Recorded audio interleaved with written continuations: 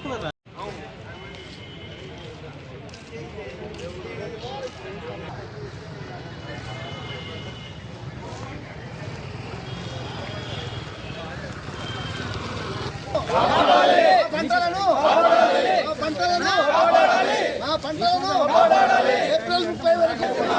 రైతుల ఐక్యత, రైతుల ఐక్యత.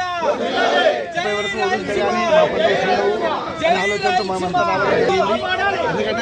గత సంవత్సరంలో నీళ్లు పోటాపాటిగా వచ్చినా కానీ పంటలు బాగా నీళ్లు ఇచ్చి చేశారు. ఈ సంవత్సరం 120 రోజులు శ్రీశైలం బానే కానీ ఈరోజు నీళ్లు లేవని మార్చి పచ్చిగా లేవని చెప్పే పరిస్థితి ఈరోజు ప్రభుత్వానికి వచ్చింది. ఎందుకు అట్లా చేస్తున్నారో అర్థం కాలేదు. మాకు మే 30 వరకు ఇస్తే కానీ మా పంటలు లక్షల్లో నష్టం పోతారు.